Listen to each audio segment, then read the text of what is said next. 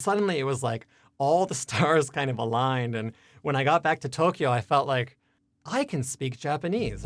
Hey, what's up, guys? Welcome back to the KoreKara podcast. So, if you guys are new to the podcast, my name is Raza. And my name is Eric.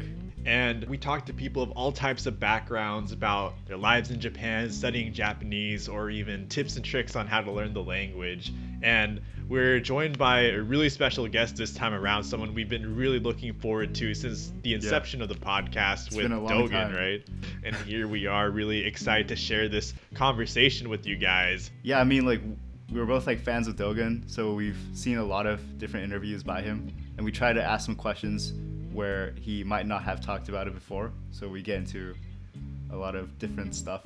Yeah, really a lot of stuff to look forward to, kind of including time throughout Japan, his inspirations leading up to what he wanted to do today, what he wants to do kind of moving forward, his ideas on the whole immersion versus classroom learning. So a lot to look forward to. Yeah, hope you guys enjoy the podcast. All right, Dogen, can you give us a quick background of who you are and where you're at today? Yeah, sure. So, I am a weeb at heart. So, like most people, I kind of grew up just kind of interested in Japan all around, whether it was anime, Japanese music, Japanese movies, manga, some Japanese books. But my main thing was martial arts, actually. And so I was really interested in like karate and, well, various forms of martial arts, whether it was aikido and that kind of thing. And that kind of bloomed into those other things that I just mentioned. And as I got older, I decided that I wanted to start studying Japanese. So I studied Japanese I bought some old used cassette tapes from a used bookstore, as well as like a Japanese grammar book. And I started teaching myself Japanese when I was about, I want to say 13 years old. And then I kind of started doing that on and off for, well, basically until my first year of high school. And then from there, I got really into the martial arts kind of thing. And I kind of just continued to listen to Japanese music and like some TV shows and stuff. But my main passion at that time was what's called martial arts tricking. And I that was my main passion basically all throughout high school and the first half of college. But during my second half of college, I got really, really back into the Japanese side of things because I started to realize I wasn't going to be able to make a career out of martial arts tricking. And so I started to think about what I wanted to do, what I wanted to major in, what I wanted to study, that kind of thing. And during my study abroad year in Japan, I studied abroad for 1 year at Keio University during my third year of university. I met the main singer of one of the Japanese bands that I listened to when I was like 13 or 14. And that was kind of like a life-changing experience for me.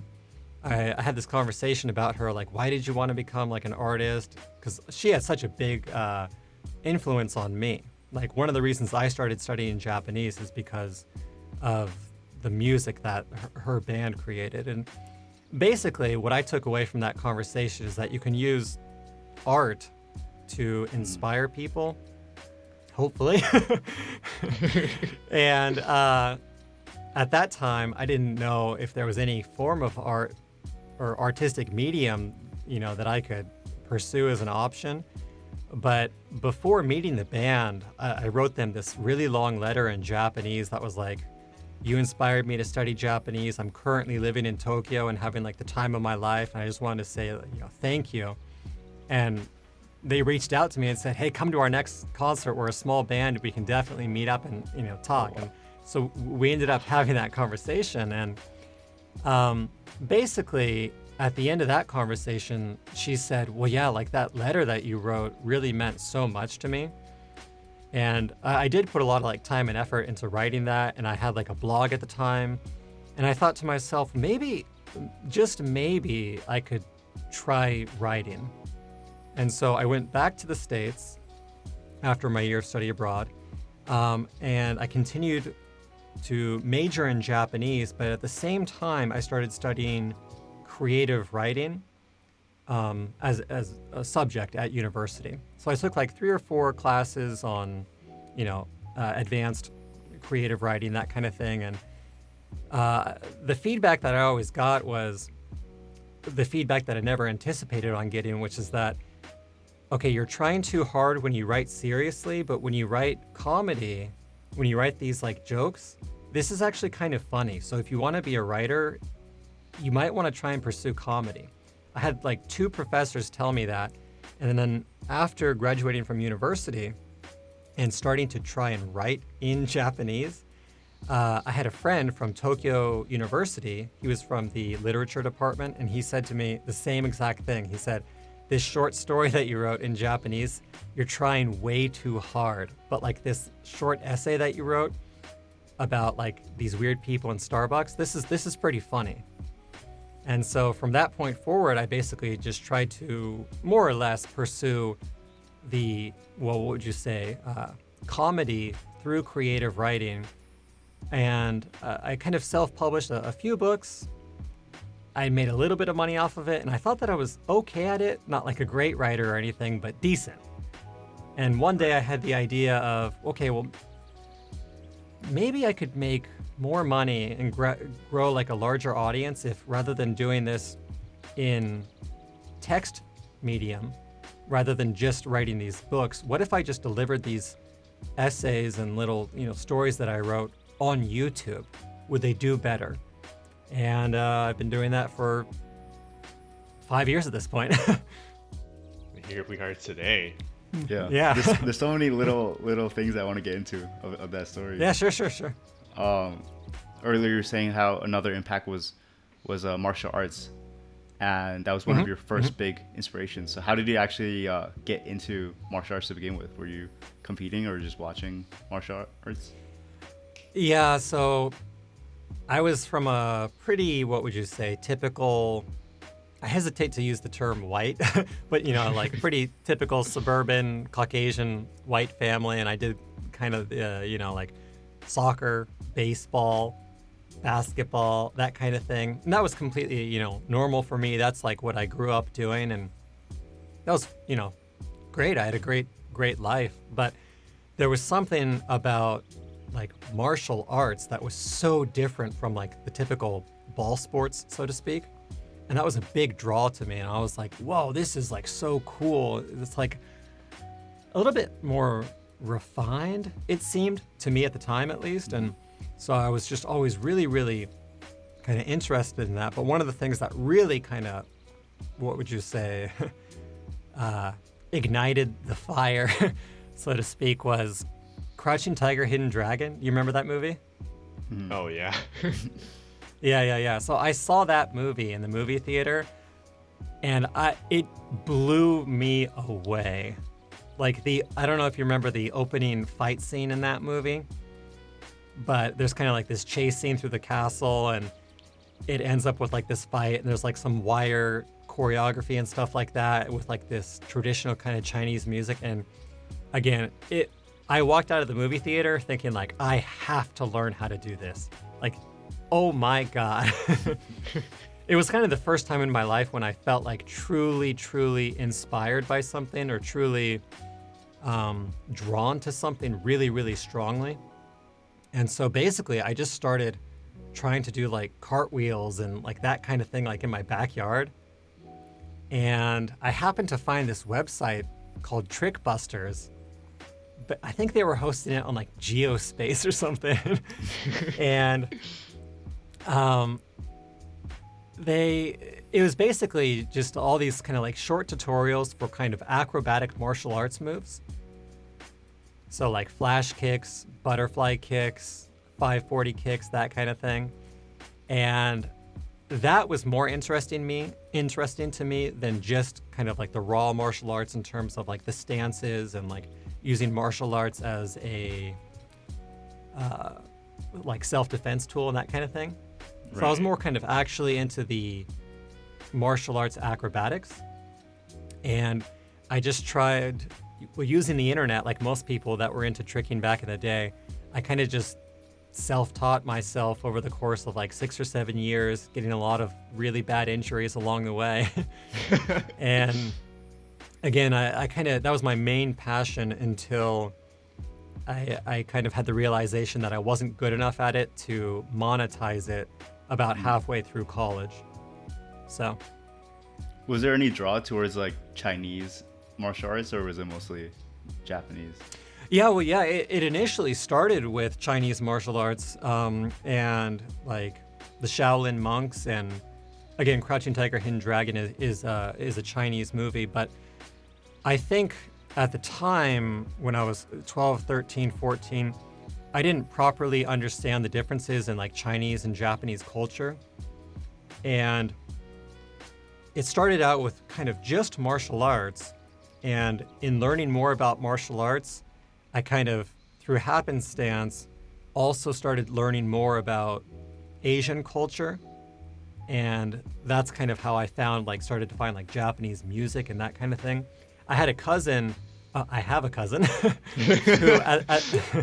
who at the time was really into Hamasaki Ayumi, the Japanese singer. And he let me listen to some of the CDs that he had. He lent me like one of the concert DVDs, or I guess it was a VHS at that time. But so that kind of changed the trajectory for me from just like the Chinese side of things to kind of like Asian, but more specifically Japan, Japanese music, and Japanese culture in general. And I mean, it's really interesting that you were able to kind of get this entire passion just from that initial interest of martial arts and kind of coming along the way towards Japanese. And speaking to Japanese, I mean, you did spend time studying Japanese in college as well, right?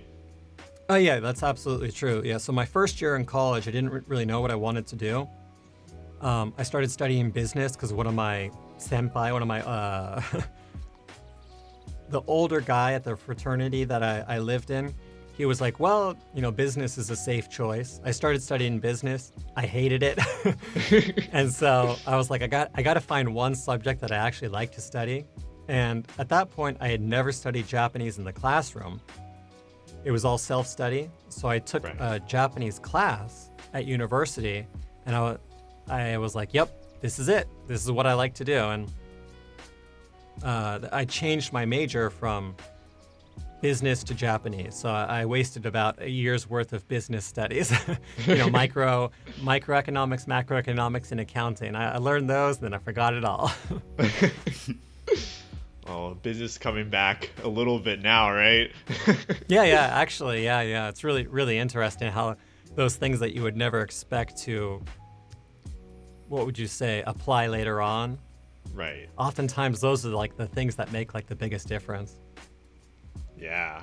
And I mean, on the podcast, one of the great debates we always come across is the whole idea between classroom learning and immersion. And I mean, as you've spent so much time in Japan, being able to immerse into the culture, the country, as well as actually also taking those college courses, what would you say is your kind of take on this debate?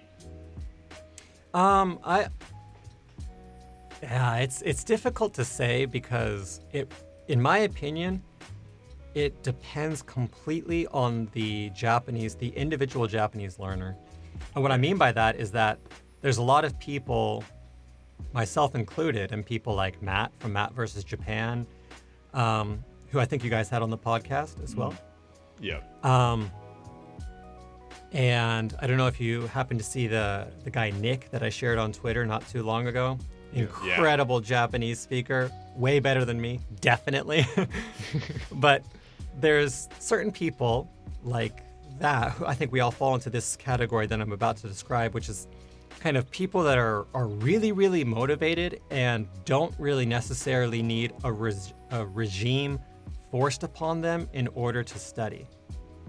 And if you fall into that category and you've got enough motivation to do it by yourself, I think that for sure the immersion-based approach, all Japanese all the time, refold Matt versus Japan method is the way to go, for sure.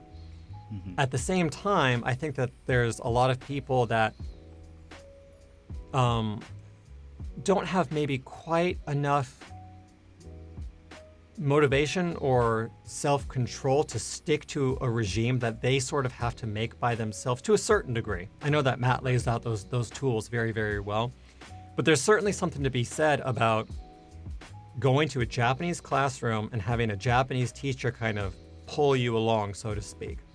Right. And I think that, again, there's merits to both setting, but I think for the long run, for the people that have motivation and want to get to a level that's as high as possible, certainly the immersion-based approach is, in my opinion, more effective. I see.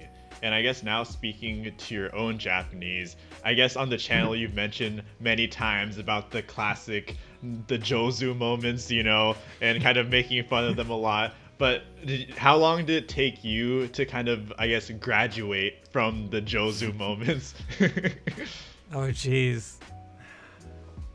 Well, I think that everyone still gets the Jozu moments occasionally, because like if you go into like a konbini and you say like, I don't know, koreo kudasai or whatever. Right.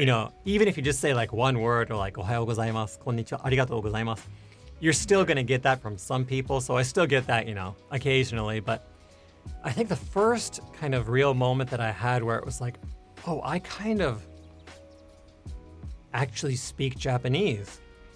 I talked about this not too long ago on one of my streams on Twitch, but in study abroad during that year in Tokyo, actually, the first half, I kind of kept my head down and studied pretty hard. And then during spring break, which is long for Japanese universities, I think it was like a month long, I took a 1-week break and I went to visit that same cousin that I mentioned earlier. He was living in Kobe at the time. Oh, wow. As an English teacher. So I took a break from university and I went to go see him, and we hung out for like, again, a week, and we just kind of chilled and, listened to Hamasaki Ayumi and, kind of 懐かしい話をたくさんしました。But anyway, right. What happened is, up until that point, I kind of didn't know whether or not I could tell people I speak Japanese, because I was still kind of working my way through basic and intermediate grammar, albeit at a fairly rapid pace at university, at KO University, in the classroom. But I felt like there was still a lot that I couldn't understand in everyday conversation. But for whatever reason, I don't know if it was almost because of gyaku ni, when I went to see my cousin, we didn't use any Japanese, so maybe it gave my brain like a week to rest or whatever. But when that week was over and I went back to Tokyo, I remember riding the train on the way back to Tokyo and I can vividly remember thinking, wait a second, I can like understand like everything that everyone around me is saying. Like it didn't feel like this like a week ago. So suddenly it was like all the stars kind of aligned. And when I got back to Tokyo, I felt like I can speak Japanese, or like I can at least understand Japanese. And the first day back at school after spring break, I remember sitting in the courtyard. I was just kind of like chilling, having like a kankohi in the nakaniwa, the courtyard of the university. And this Japanese student next to me started talking to me. He was like, hey, how's it going? Like, where are you from? And we had like a 5 or 10 minute conversation. And he didn't say Nihongo Jozu to me once. So I was like, okay. This is the moment where Dogen was born. And I mean, I feel like we gotta shout out one real MVP throughout all of this, because there's a lot of circular moments here in your story, and we gotta shout out your cousin, because every time you needed him, he was there. Yeah, seriously. I still, like, I mean, I chat with him basically, well, not every day, but very, very often. I had a conversation with him yesterday over Line, and we hung out a couple years ago when my kids were born. He took a visit to Japan, and we hung out, and he did have a very, very big influence on my life, and I've enjoyed always kind of continuing to be in touch with him since then. Right. And I guess at this point, you've been in Japan for a good amount of time, kind of to the point where you've really kind of assimilated and you kind of know what to expect. But how would you say kind of Japan has changed since the time you first arrived as a study abroad student to now? Oh, that's a really interesting question. I think there's probably maybe three things that I'd like to mention. Right. The first is that although it was already kind of on the decline, so to speak, not on the decline, but when I initially came to Japan as a study abroad student, I think that relatively speaking, it was still somewhat rare to be a foreigner in Japan. The first time I came to Japan was in 2007. Right. Mm-hmm. And obviously, I mean, like, compared to a time like maybe like the 80s, or like, you know, if you want to go way back, say like the Meiji era or something like that, it was obviously much more. Well, I think there were some people back in the day, but anyway, the novelty of being a foreigner when I was, again, 2007, 2008, there was still somewhat of a novelty, so to speak. And there still is to a certain degree. But I was under the impression before study abroad that I was going to be the only foreigner that most Japanese people had ever talked to or seen. And not only was that not the case at all, I was usually like the 50 or 60th foreigner. But I think that even more so, that's like in recent years, that's even, what would you say, the novelty has worn off even more. So I think that if you plan on going to Japan kind of, and you're secretly hoping that you'll be popular just because you're a foreigner, which I think a lot of people think that way, including myself, like my past self, you know, it's good to know that. It's not good to know. You should know that not only is that not the case, but 9 times out of 10, Japanese people can pick up on the fact that you are like, hey, look how special I am because I'm a foreigner. And that's irritating. So just be like a normal person. You know, that's the best thing to do in Japan as a foreigner, I think. So again, one, I think the novelty factor, the rareness of being a foreigner in Japan is wearing off for sure. And point number 2 is, I think that, and you guys probably have experienced this as well, but the amount of loan words, English, well, Western loan words that are being used in everyday Japanese has increased significantly since I started studying Japanese. So one of the movies that I talk about constantly on my Patreon series is 12人の優しい日本人. It's called The Gentle 12 in English. And I think it was made in like 1990 or something like that. But the Japanese in that movie, besides for like the opening scene where they're taking their drink orders and saying like, コーヒー、メロンソーダ, banana juice. Besides that like opening scene, there is very, very little, there are very little loan words, English loan words in that movie. So if you like watch that movie to study Japanese, but then maybe watch like a mainstream Japanese YouTuber instead, the amount of loan words the difference in the amount of loan words that are being used is immediately noticeable for anyone that's above an intermediate level, I think. And that's always, again, I don't want to say whether one, what would you say, traditional Japanese or modern Japanese is better. That's not my call to make, but the difference is certainly there. Right. And then I think the final thing is that people, this could just be because I'm a self-employed individual that pays taxes in Japan, so the main issue could just be that I'm now much more aware of it. But a lot of the issues that I heard about growing up, like in my social studies class, like Japan has a declining population. Japan's economy is going to be in trouble in down the road. I'm starting to see that. And one of the examples of that, for like a really concrete example, for example, is that I want to say when I studied abroad in Japan, the sales tax for everything, I think it was at either 3% or 5%.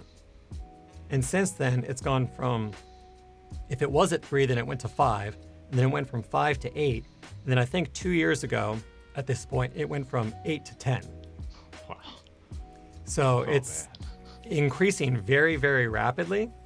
And at the same time, the Japanese government is continuing to announce a fair number of policies in which, like, it's evident that the aging population is starting to become an what would you say, an unignorable issue.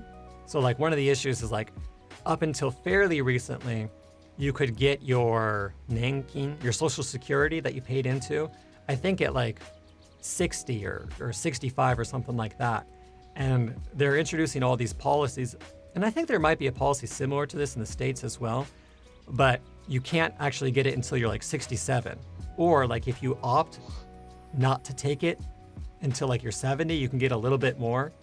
But of course, if you die before that happens, then there's, what's the point, so to speak? But there's a lot of government policies and just a lot of little things. Like if you live in a place like where I live, Beppu, which is kind of the countryside Japan,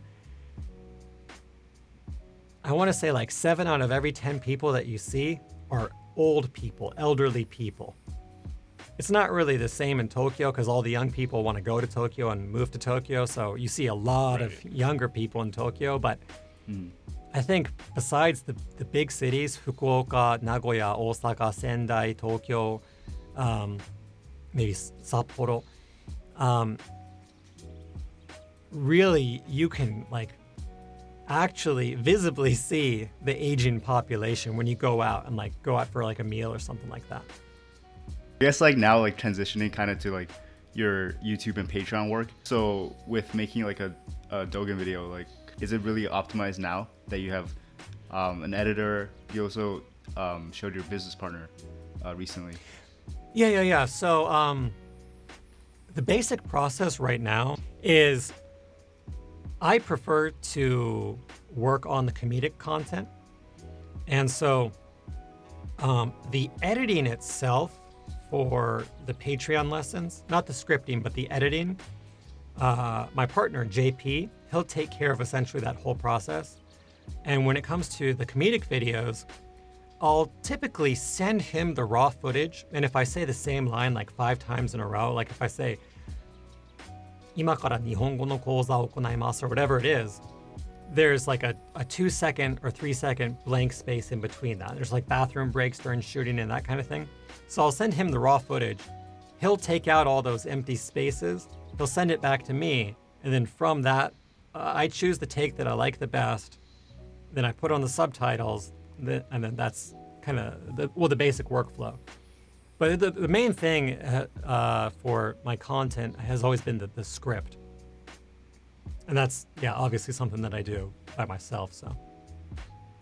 I see. And I guess speaking to that script then, what kind of goes into making a Dogen script? Is it really, I guess, easy? Is it quick to come up with these ideas? Like, do you have a list of every annoying or random experience that happened to you in Japan ready to go?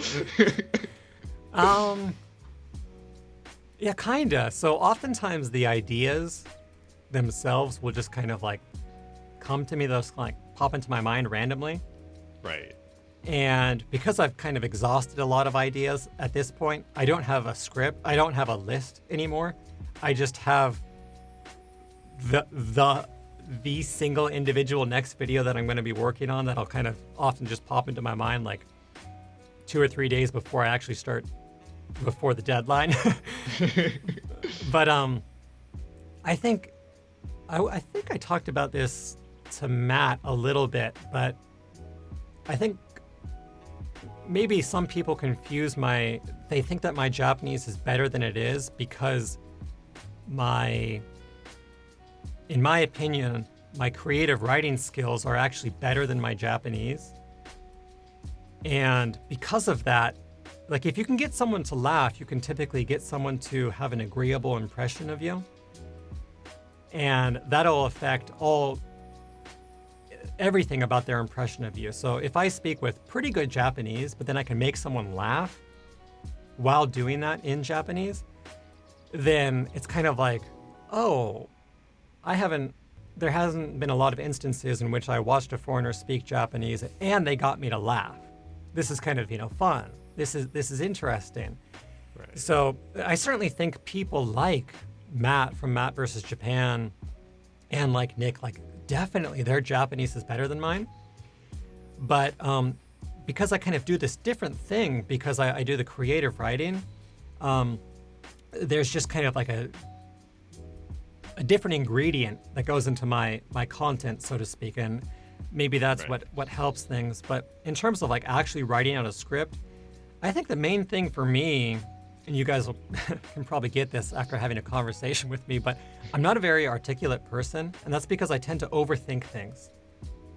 And that actually helps a lot when scripting or with creative writing in general, because in my opinion, in this day and age, people have the tendency to immediately post every kind of, what would you say, thought that comes into their head that they think is funny.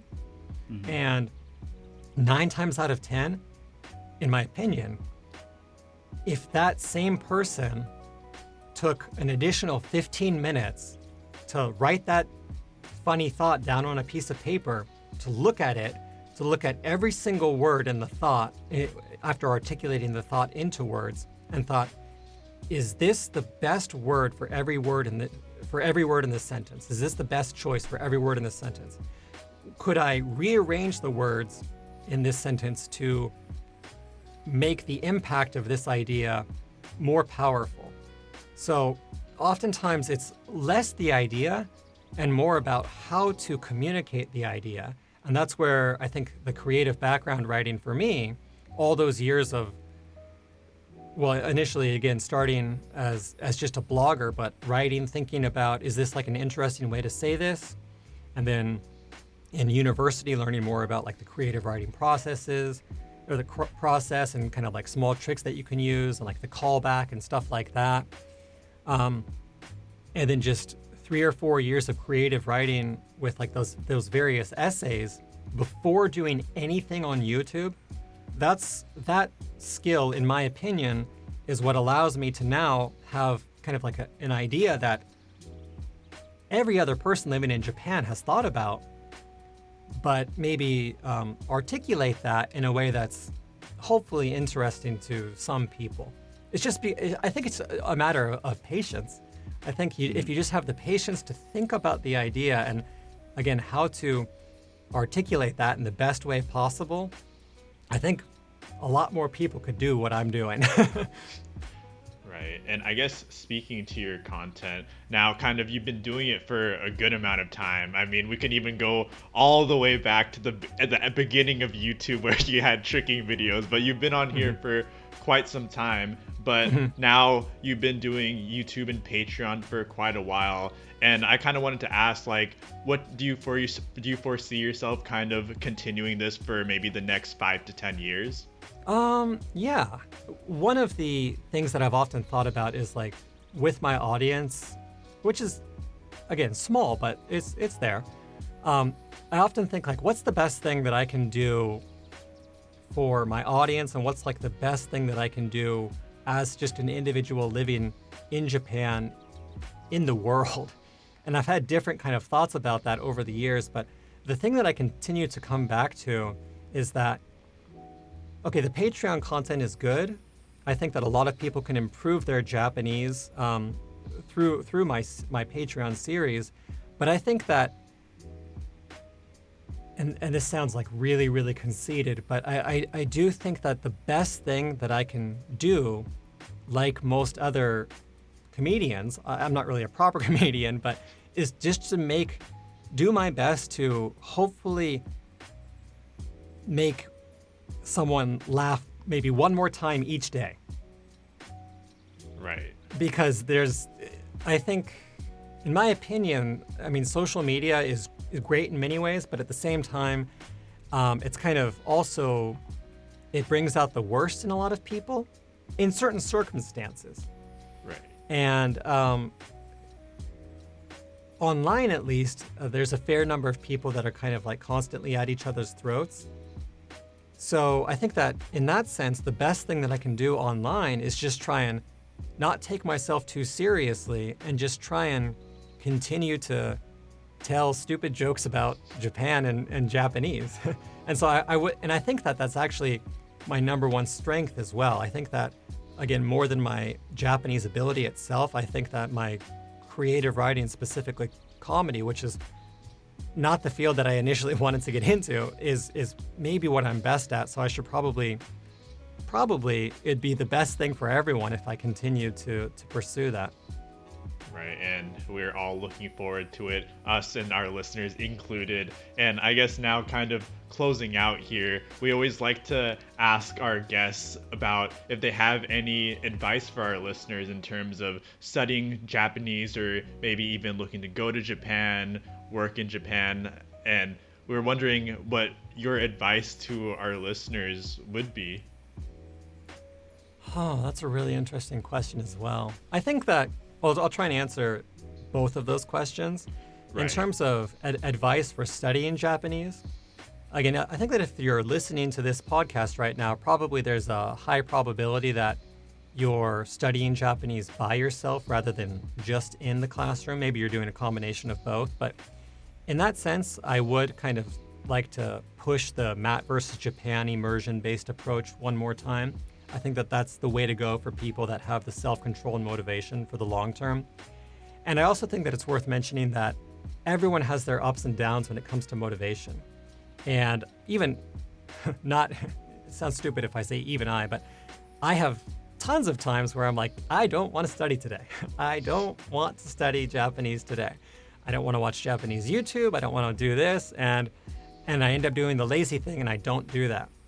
And 9 times out of 10, actually just making the conscious decision to take a break rather than trying to power through it, I'll be able to get back into my motivated state at a much faster than if I had tried to power through it. So I think that oftentimes if you are kind of feeling the burn, if you don't have a lot of gas, so to speak, then maybe you're just tired. Maybe you just need to go to bed early that night. Maybe you need to just take a short break and, go out for a run or something like that, rather than trying to be perfect, so to speak, and not taking a break at all. Taking that break, whether it's for exercise or Japanese studies, in my experience, has been the correct choice in the long run. So that's probably one good piece of advice for certain people. In terms of living in Japan and coming to Japan,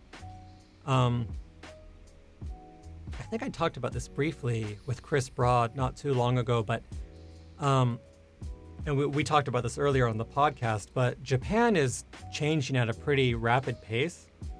And the main reason for that is because, again, of the aging population and all of the changes that come with that. So the declining economy, the kind of, what would you say,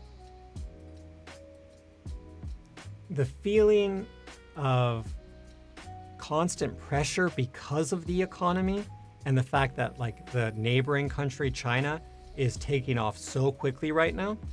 I think there's a fair number of people living in Japan, whether they're foreigners or whether they're Japanese people, that are starting to feel a little bit anxious. And anxiety is always, in my experience, a negative emotion that leads to poor choices. And so the number one kind of piece of advice that I have for people that are either already living in Japan or they would like to come to Japan is, rather than trying to do what's good for the short term, and maybe you can make a quick buck like here or there. Try and think about your long-term path and whether the step that you're making right now is going to be something that will line up with a happy life for a happy long-term stay in Japan, whether that's until you die, or whether that's maybe just like 5 or 10 years. But you don't want to make decisions that will kind of be good for the short term and bad for the long term. Like if you play the gaijin card to get out of a situation easily, oftentimes that's good for the short term because you can get out of that annoying situation. But if you hadn't played the gaijin card and you had tried to maybe articulate yourself in Japanese, or look up the kanji that you needed to know at that time on your phone and then try to write it out, those kind of little things will help with the long run. And the next time that you're in that situation, maybe you do know the kanji, and maybe rather than going out and having like a karaoke party or whatever with your friends, maybe you try and save that money a little bit and reinvest it back into your business. In my opinion, these kind of like small choices for the long term, those are the kind of things that help a lot with not worrying, that help a lot in terms of pushing back that kind of anxiety that I talked about earlier, because that's kind of becoming more noticeable, I think, in everyday life in Japan, whether it's through higher taxes, did I say income taxes? Sales tax? Whether it's through the sales taxes or the income taxes are slowly going up as well. Just those kind of like small choices can really make a big difference in the long term. So that's plan for the long term, I think, is the best advice, in my opinion. Yeah. Yeah, I mean, thank you so much for the helpful advice for all our listeners out there. And I think this is a good point to close out the podcast. Dogen, thank you so much for coming on the KoreKara podcast today. It's been an absolute pleasure. Thank you for taking out your time today. It's been a long time coming, but it happened today. Yeah, I mean, thank you very much. For those who are studying Japanese, I want to shout out like Dogen's accent course. That's definitely the best resource in English for if you want to learn about pitch accent. So definitely I appreciate check that it. out. Thank you. Yeah, and thank you very much for the invitation, for having me on, and hopefully you guys continue to have on interesting guests. There's a couple of people, Nick included, that I think that might be good choices for the podcast. So I'll try and send those to you after you're done, after we're done. But yeah, thanks again. It was my pleasure, and yeah, thanks for everyone that listened as well. See you guys soon. Great. And real quick, before we end this out, we do the classic message to the KoreKara listeners at the end of our podcast. It's a little special fun thing we like to do. It can be anything, a fun little message, a Japanese proverb, or something that just came to your mind. So Dogen, I'm going to put you on the spot here. All the lights are on you. It's got to be a Japanese phrase. Dogen's a Japanese teacher. True. You heard it here from Eric. Well, maybe one funny thing would be, there was a mistake that I made when I made a video called Correcting My Friend's Japanese, when I talked about Joey the Anime Man's Japanese and then Chris Broad's Japanese. Right. And there was a line in that video where I cited a Japanese proverb, which is nobody's perfect. And the way to say that in Japanese is Saru mo hi kara ochiru. So even monkeys fall from trees. But I actually miscited it in the video. I said, Saru demo hi kara ochiru. And so maybe that's a good example of, don't take your studies so seriously that you can't even like laugh at yourself. Because I ended up making that a joke in the video, and I switched the English subtitles to nobody's perfection so that it was a mistake in both languages. But maybe that's a good Japanese phrase to anyone out there that's, trying to memorize maybe like one more proverb or whatever. Saru mo hi kara ochiru. I think that's the right phrase. You heard it here from Dogen, guys. And with that, thank you for listening. We'll catch you on the next one. Peace. Sweet. See you guys later. Sayonara.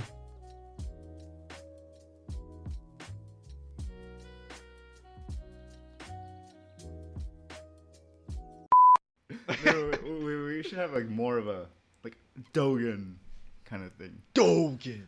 Yeah. Dogen. Dogen. This is Dogen. Dogen. This week we're talking to Dogen. Dogen. This week we're talking to Dogen. Dogen. This is the thumbnail of the video. Dogen.